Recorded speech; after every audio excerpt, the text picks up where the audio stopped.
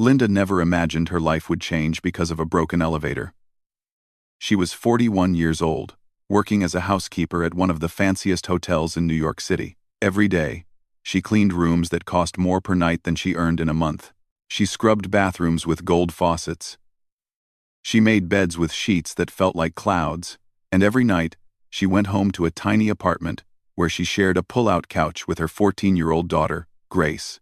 That morning, the service elevator broke down. Linda had no choice but to use the main elevator to deliver fresh towels to the penthouse suite. She was nervous.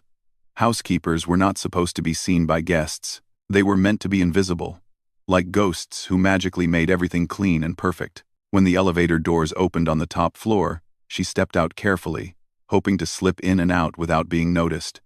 But standing right there in the hallway was a tall man in an expensive suit. He had silver hair and sharp blue eyes that looked like they could cut through steel.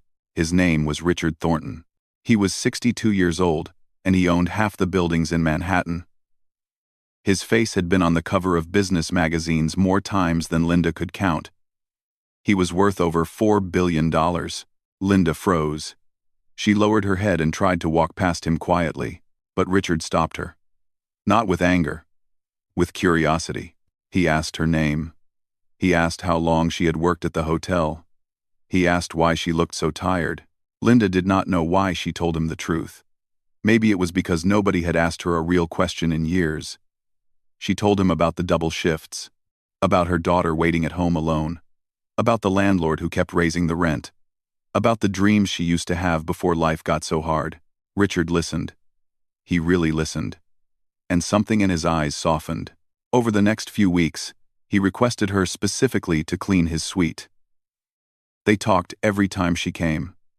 He learned that she had been a single mother for 12 years, that Grace's father had left before Grace was even born, that Linda had dropped out of college to raise her daughter and never went back.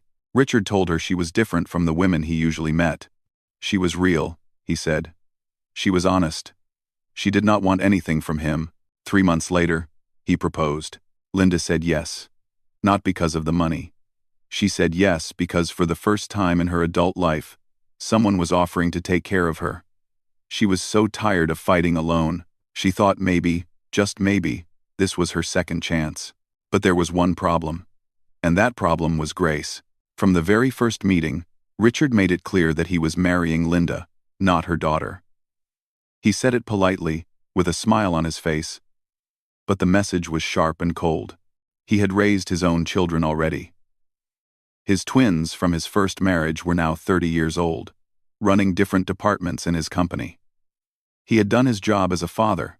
He was not interested in doing it again. Linda told herself it would get better. She told herself that once Richard got to know Grace, he would love her. How could he not? Grace was quiet.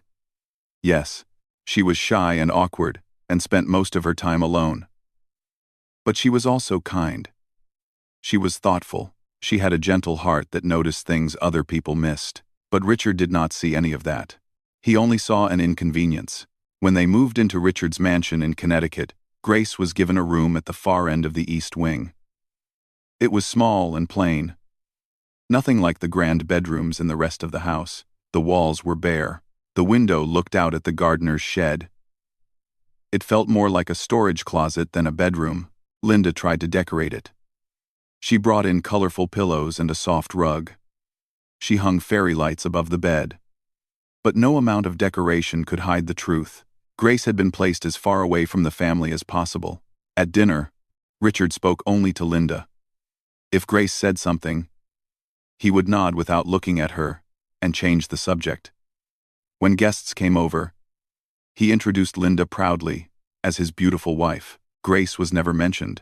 If someone asked about her, Richard would wave his hand and say she was just Linda's daughter from before, as if she were a piece of old furniture that came with the marriage. Grace felt it all. Every cold look, every ignored word, every moment of being treated like she did not belong. She was only 14, but she understood perfectly. She was not wanted here. She started spending more and more time alone. She would come home from school, go straight to her room, and stay there until morning. Linda was so caught up in her new life, so desperate to make things work with Richard that she did not notice how much her daughter was disappearing. One night, Grace could not sleep. The house was too quiet, too big, too empty. She wandered through the dark hallways, not really knowing where she was going.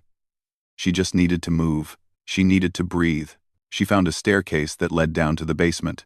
At the bottom, there was a large room filled with old furniture covered in white sheets. Dusty boxes were stacked against the walls. It smelled like forgotten memories.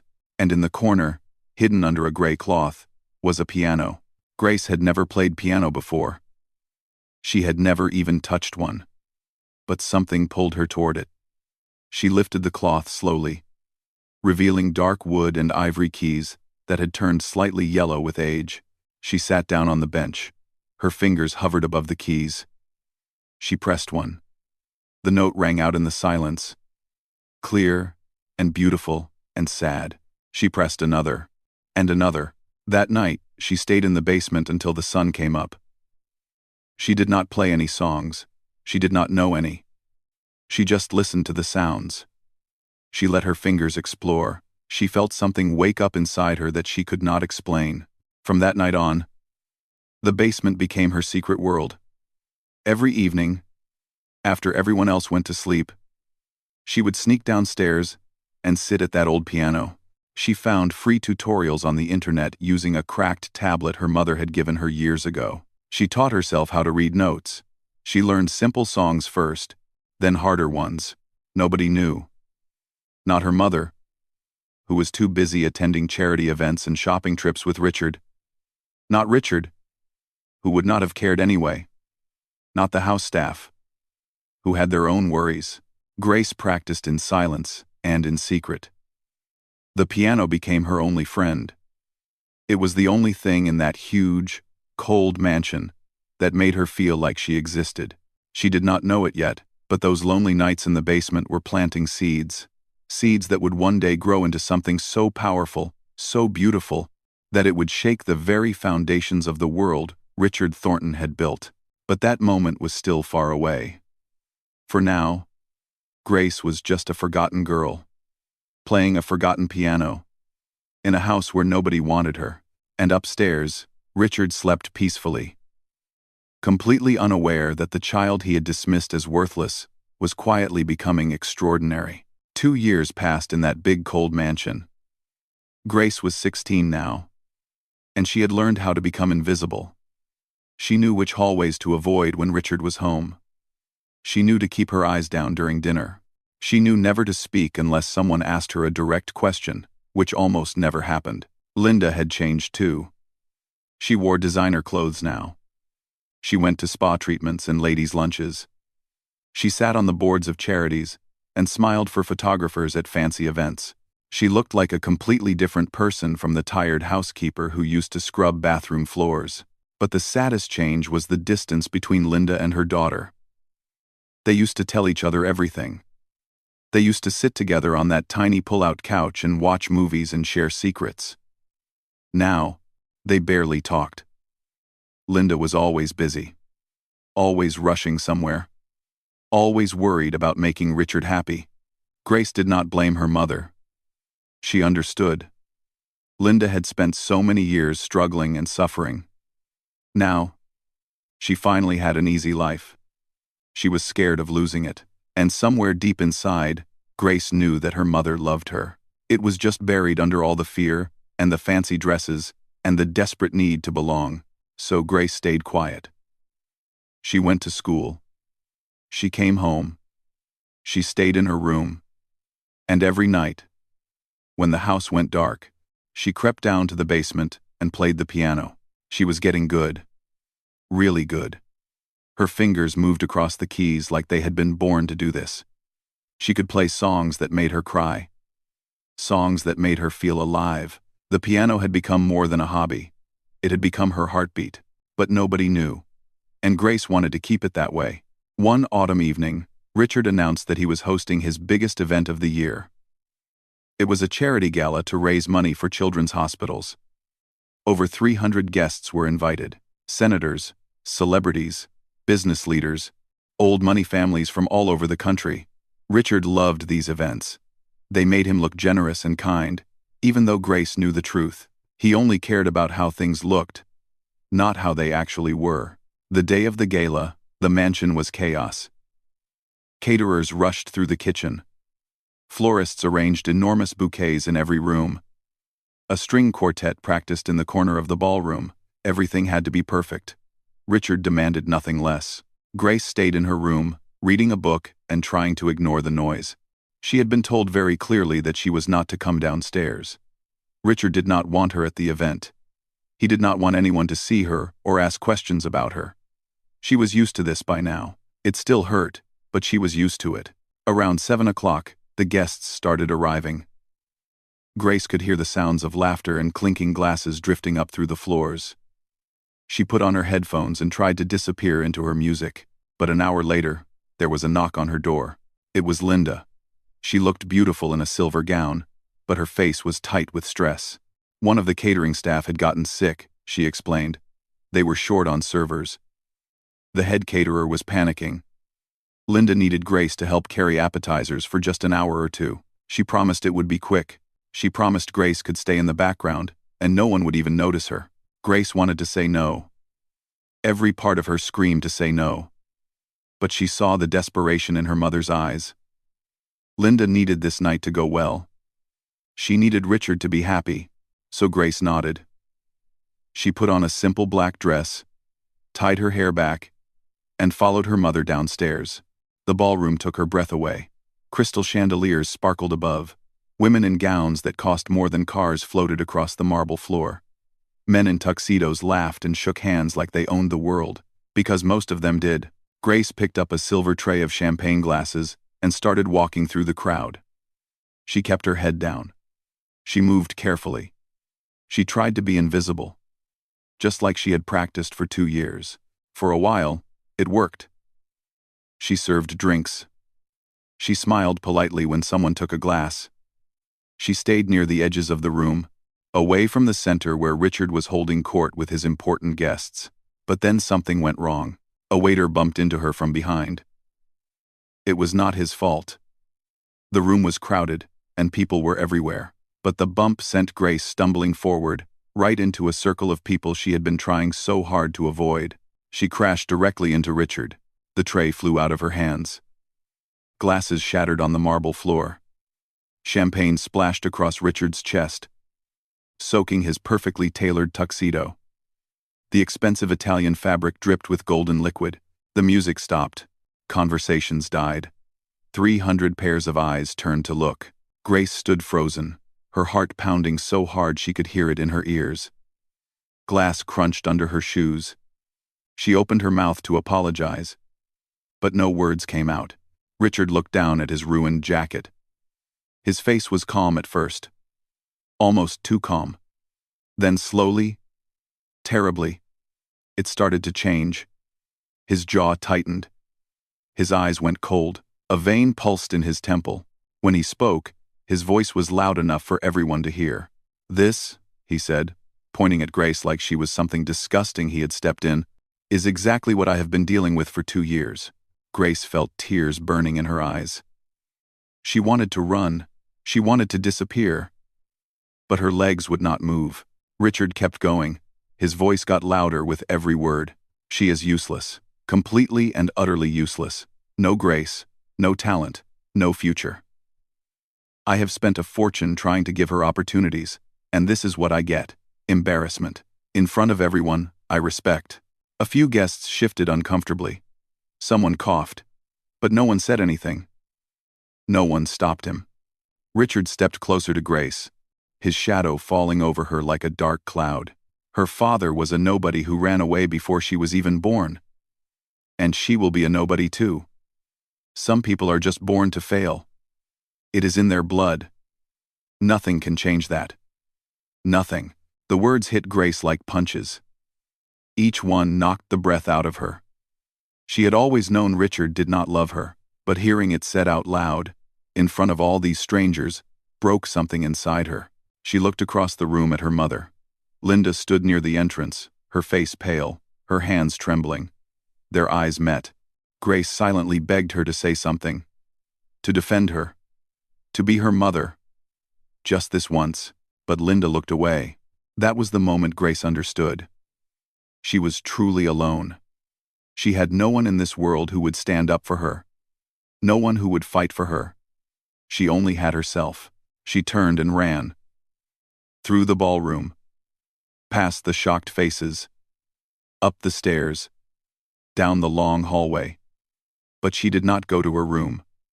She went to the basement. She sat down at the old piano, her hands shaking, her vision blurry with tears. She pressed the keys, and the music that came out was different than before. It was raw. It was angry. It was filled with every painful moment she had swallowed for 2 years. She played until her fingers hurt. She played until the tears dried on her cheeks. She played until the first light of morning crept through the tiny basement window. And somewhere in those dark hours, something changed inside Grace. The humiliation that was meant to break her had done something else. Instead, it had woken her up. It had shown her the truth. She could not rely on anyone else. She could not wait for someone to save her. If she wanted a different life, she would have to build it herself, starting now, starting with this piano. After that terrible night at the gala, something shifted in Grace. She stopped hoping things would get better. She stopped waiting for her mother to wake up and see what was happening. She stopped wishing Richard would change. Instead, she poured everything into the piano. She practiced every single night, sometimes for 2 hours, sometimes for 5. Her fingers would ache and her eyes would burn from tiredness, but she never stopped. The music had become more than an escape now. It had become her mission. Her purpose, her secret weapon against a world that kept telling her she was nothing. Months passed. Grace turned 17. On the outside, nothing about her life had changed. She still lived in the small room at the end of the hallway. She still ate dinner in silence while Richard talked about business deals and golf games. She still felt invisible in her own home. But on the inside, she was transforming. She had moved far beyond the simple songs she learned when she first found the piano. Now she was playing pieces that most students did not attempt until they had studied for 10 years or more. Beethoven, Chopin, Liszt. The music was complex and demanding, but Grace attacked it with a hunger that surprised even herself. There was just one problem. She had gone as far as she could go alone. The internet tutorials were helpful, but they could only teach her so much. She needed a real teacher. Someone who could listen to her play and tell her what she was doing wrong. Someone who could push her to the next level. But how could she find a teacher when she had no money? When she could not even tell anyone that she played piano? The answer came from the most unexpected place. There was a small cottage at the edge of the estate where the groundskeeper used to live. The groundskeeper had retired years ago, but an old man still stayed in the cottage. Richard let him live there for free because the man had been friends with Richard's late mother. His name was Mr. Bernard, and most people on the estate thought he was just a quiet elderly man who liked to garden and feed the birds. Grace had seen him around a few times. He walked slowly with a wooden cane. He wore the same brown cardigan almost every day. He never said much to anyone. One night, Grace was playing in the basement as usual. She was working on a very difficult piece by Rachmaninoff. It was filled with fast runs and big chords that stretched her hands to their limit. She played it over and over, trying to get it right, not realizing that she had left the basement window slightly open. When she finally stopped and looked up, she saw a figure standing in the shadows near the stairs. She almost screamed. Her heart jumped into her throat. She was caught. Everything was ruined. But then the figure stepped forward, and she saw that it was Mr. Bernard. He was leaning on his cane, and there were tears running down his wrinkled cheeks. Grace did not know what to say. She waited for him to tell her she was in trouble. She waited for him to go report her to Richard, but instead, he spoke softly. His voice was shaking. "Where did you learn to play like that?" Grace swallowed hard. "I taught myself. From videos on the internet." Mr. Bernard stared at her for a long moment. Then he shook his head slowly, like he could not believe what he was hearing. "That is impossible," he said. "What you just played requires years of training, Decades of practice. I have heard professionals who cannot play it that well. Grace did not know how to respond. She just sat there, her hands still resting on the keys. Mr. Bernard walked closer. He looked at the old piano, then at Grace, then back at the piano. "Do you know who I am?" he asked. Grace shook her head. "My name is Henry Bernard. 40 years ago, I performed at Carnegie Hall. I played with orchestras in London, Paris, Vienna. I was one of the most celebrated pianists in the world." He held up his hands, and Grace saw that his fingers were twisted and stiff. Then arthritis took it all away.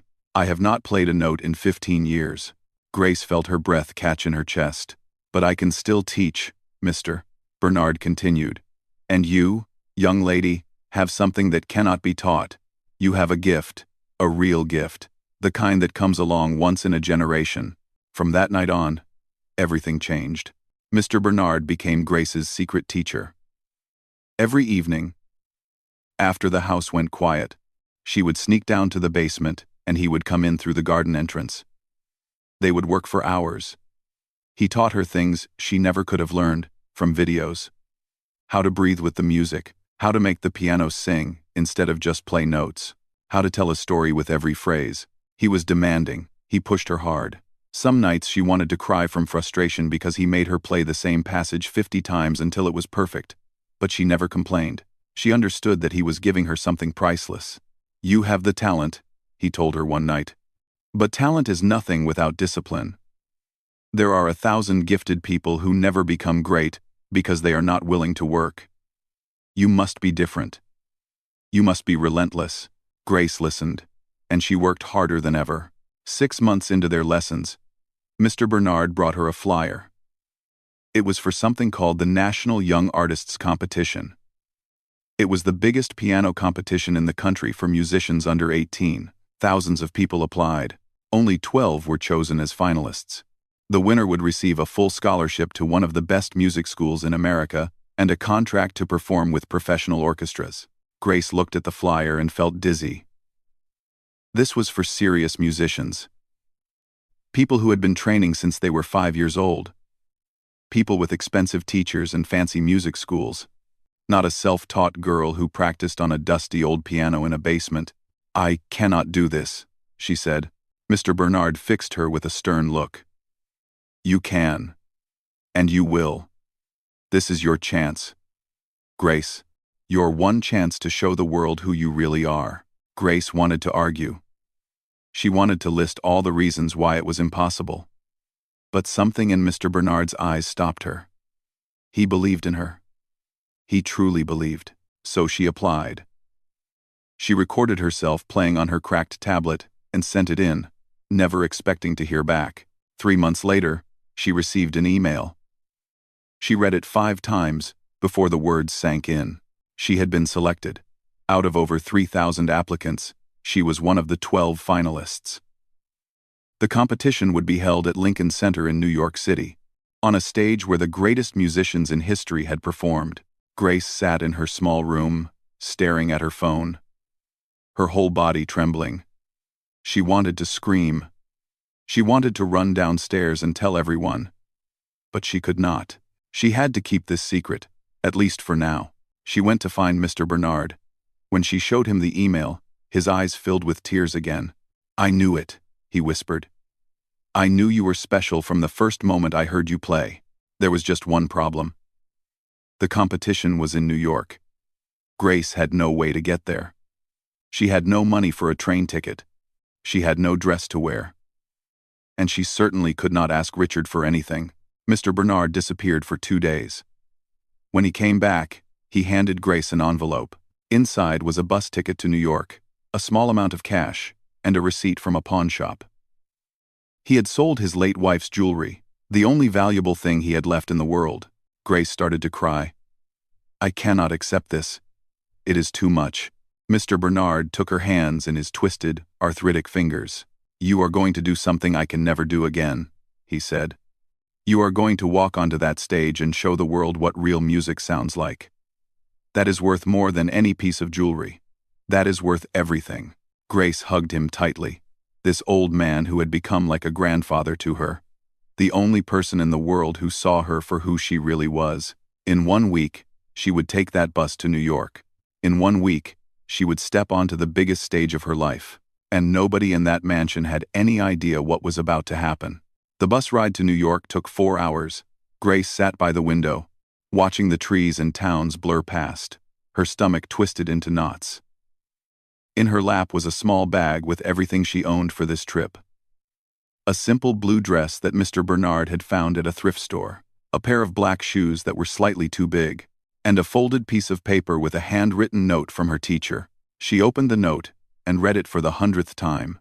You have spent your whole life being unseen. Tonight, the world will finally see you. Play from your heart. That is all you need to do. Grace pressed the note against her chest and closed her eyes. In a few hours, she would be standing on the stage at Lincoln Center, the same stage where legends had performed, the same stage that had launched careers and changed lives. She was terrified. But underneath the fear, there was something else. Something that felt like fire. Back at the mansion in Connecticut, nobody had noticed Grace was gone. Linda assumed she was in her room as usual.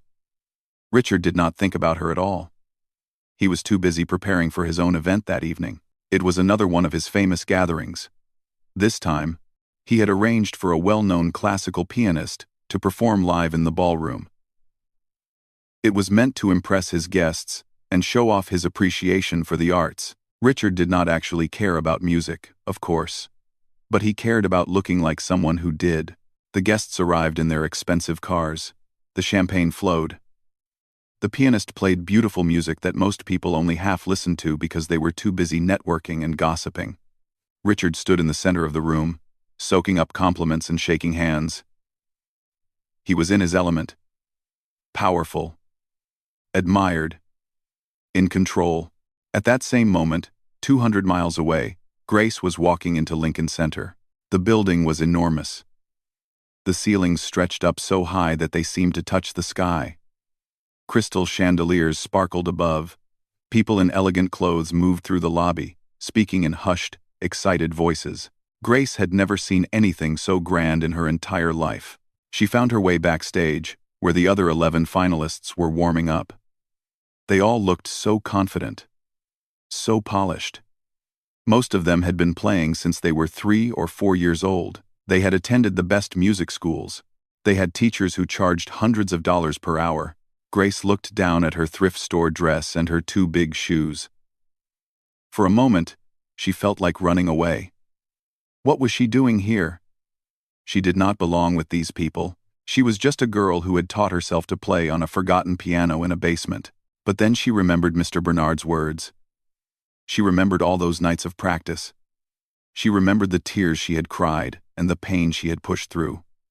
She had earned her place here. She had earned it with everything she had. One by one, the finalists performed.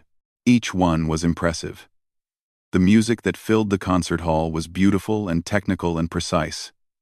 The audience applauded politely after each performance. The judges took notes and whispered among themselves. Then it was Grace's turn. She walked onto the stage slowly. The spotlight was so bright that she could barely see the audience. Thousands of seats stretched out before her, filled with shadowy figures. Somewhere out there were the judges who would decide her future. She sat down at the piano. It was a 9-foot Steinway, the finest instrument she had ever touched. She placed her fingers on the keys and felt their smooth coolness beneath her skin. For a moment, everything was silent. The whole world seemed to hold its breath, and then she began to play. She had chosen Rachmaninoff's Piano Concerto, Noble 2. It was one of the most difficult pieces ever written. Even professional pianists were afraid of it. Mr. Bernard had warned her that it was risky, but Grace wanted to show the world everything she had. She wanted to leave nothing behind. The first notes floated out into the hall, soft and haunting. Then the music began to build. It grew louder, faster, more intense. Grace's fingers flew across the keys like they had a life of their own. She was not thinking anymore. She was not worrying. She was just feeling. Every emotion she had ever buried was pouring out through the music. The audience sat frozen. Nobody moved. Nobody whispered. They just listened, caught in the spell of what they were hearing. Back at the mansion in Connecticut, the party was winding down. Guests were finishing their drinks and saying their goodbyes. Richard was standing near the fireplace, telling a story to a group of businessmen, when one of his guests walked over with a phone in his hand. "Richard, you need to see this," the man said. He was a music producer who worked with some of the biggest artists in the world. His face looked strange, almost shocked. Richard frowned. "What is it?" "The National Young Artists Competition. It is streaming live right now. There is a girl performing who is absolutely incredible. I have never heard anything like it." Richard was not interested, but he glanced at the phone anyway just to be polite. And then his entire body went still. On the screen was Grace, his stepdaughter, the girl he had called useless. The girl he had humiliated in front of 300 people. The girl he had dismissed as a nobody with no future. She was sitting at a grand piano on one of the most famous stages in the world, playing music so powerful that it made Richard's chest tighten. "Wait," he whispered. That is. He could not finish the sentence. He could not believe what he was seeing. The music producer looked at him curiously. "Do you know her?" Richard did not answer. He grabbed the phone and stared at the screen, his face growing paler by the second. Other guests noticed something was happening. They gathered around, pulling out their own phones to find the live stream. Within minutes, half the room was watching. Linda pushed through the crowd to see what everyone was looking at. When she saw her daughter on the screen, she let out a small cry and covered her mouth with her hand. Tears immediately began streaming down her face. On the stage in New York, Grace played on.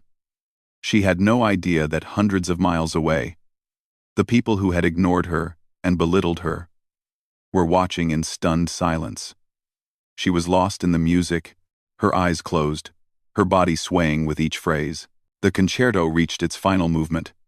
The music grew more intense, more passionate, building toward the climax. Grace's hands moved so fast, they were almost a blur.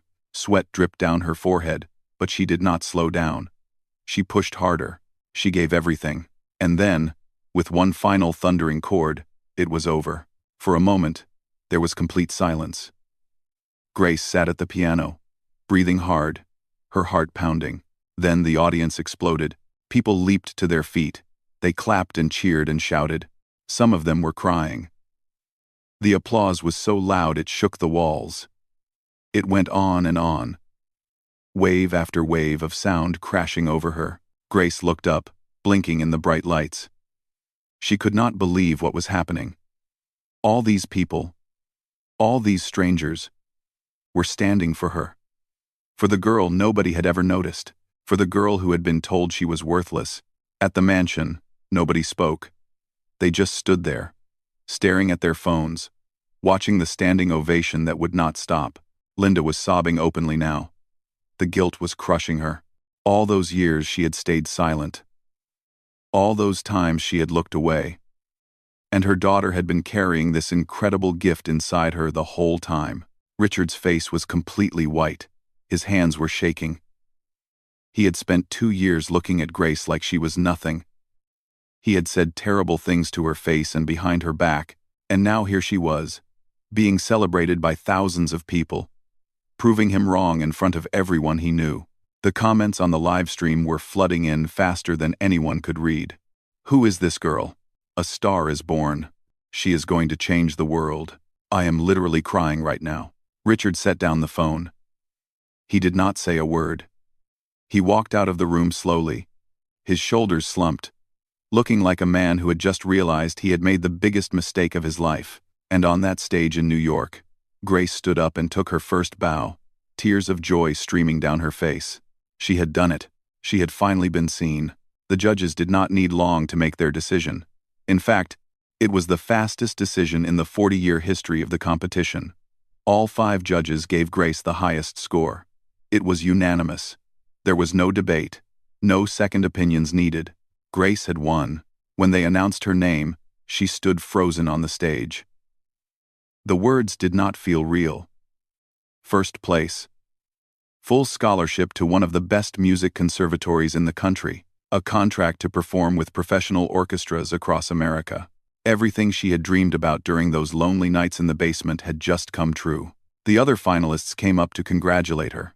Some of them had tears in their eyes.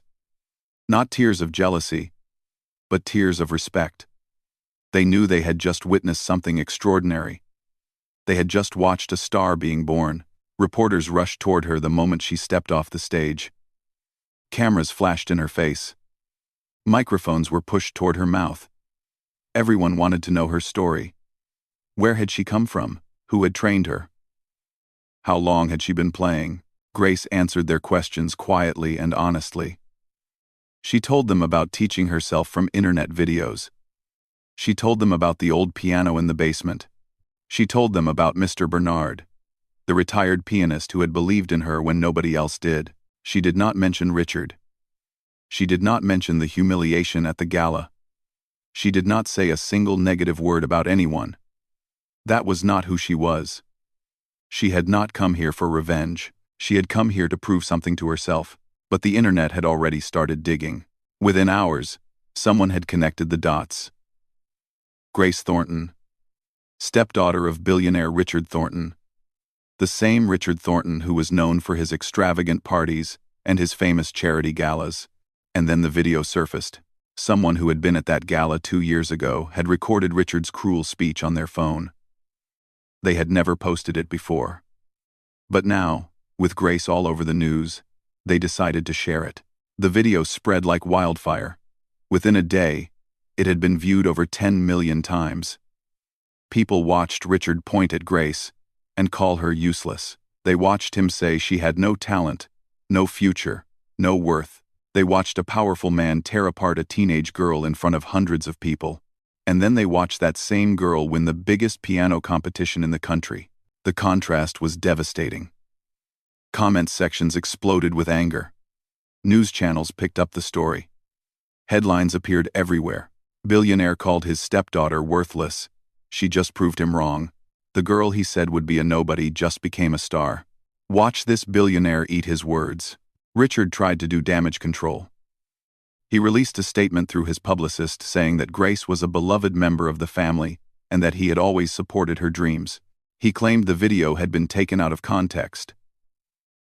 He said he was proud of her accomplishments. Nobody believed him. The video was clear. His words were clear. There was no context that could make them acceptable. His business partners started distancing themselves. Invitations to events stopped coming. People who used to call him a friend suddenly became too busy to return his calls. The image he had spent decades building was crumbling, and there was nothing he could do to stop it.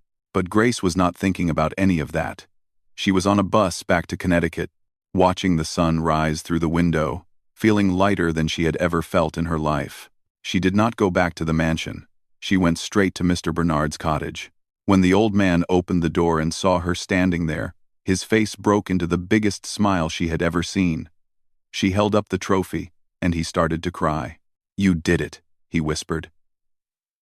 "You really did it." "Oh," Grace hugged him tightly. "No," she said. "We did it. I could not have done any of this without you." They sat together in his small living room, drinking tea and talking about the competition. Grace described every moment. The nerves before she went on stage, the feeling of the keys under her fingers, the sound of the applause that seemed to go on forever. Mr. Bernard listened to every word, his eyes shining with pride. Later that day, there was a knock on the cottage door. Grace opened it and found her mother standing there. Linda looked terrible. Her eyes were red and swollen. Her hair was messy. She was not wearing any makeup, which Grace had not seen in years. She looked like she had been crying for hours. "Grace," she said, her voice breaking. "I am so sorry. I am so sorry." Grace did not say anything. She just stood there, looking at the woman who had chosen silence over her own daughter for 2 years. Linda kept talking, the words pouring out like water from a broken dam. She apologized for not defending Grace at the gala. She apologized for being so wrapped up in her new life that she forgot what really mattered. She apologized for every moment she had let Grace feel alone and unloved. I was scared, Linda admitted. I was scared of losing everything. But I lost the only thing that actually mattered. I lost you. Grace felt tears forming in her own eyes. She had been angry at her mother for so long. She had felt abandoned and betrayed. But standing here now, looking at this broken woman on the doorstep, she realized that holding on to that anger would only hurt herself. I forgive you, Grace said softly. But I am not coming back to that house. I cannot live there anymore. Linda nodded, tears streaming down her face. I know. I am not going back either. I left Richard this morning. I took nothing with me. I do not want anything from him. I just want my daughter back. Grace stared at her mother for a long moment. Then she stepped forward and wrapped her arms around her. They stood there in the doorway, holding each other, crying together. It was not a perfect reunion. There was still pain between them, still trust that needed to be rebuilt. But it was a start. It was a first step toward healing. Mr. Bernard arranged for Grace and Linda to stay with a friend of his, a music professor at a nearby university. The professor had a spare room and was honored to help the young pianist everyone was talking about. 1 year later, Grace gave her debut performance at a famous concert hall. The audience was filled with music critics, industry professionals, and fans who had followed her story from the beginning. She played with even more skill and emotion than she had at the competition. The reviews called her one of the most promising young pianists in a generation. At the end of the concert, Grace walked to the microphone. The audience fell silent, wondering what she was going to say. I want to dedicate tonight's performance to 2 people, she said, her voice steady and clear. The first is Mr. Henry Bernard, my teacher and my friend. He passed away 3 months ago, but his spirit is with me every time I touch the keys. He saw something in me when I could not see it in myself. She paused, taking a deep breath. The second is my mother. She taught me that it is never too late to stand up for what is right. It is never too late to choose love over fear. And it is never too late to start again. In the audience, Linda sat with tears rolling down her cheeks, her heart overflowing with pride and gratitude. Far away, in a half-empty mansion in Connecticut, Richard sat alone in his study. The television was on, showing coverage of Grace's concert. He watched the standing ovation. He listened to her dedication speech. He saw the life and the light in her eyes, the same eyes he had once looked at with contempt. He turned off the television and sat in the darkness, surrounded by all his money and all his success, realizing for the first time that none of it meant anything. He had everything the world said a person should want, but he had lost something far more valuable. He had lost the chance to be part of something beautiful, and that was a loss he would carry for the rest of his life.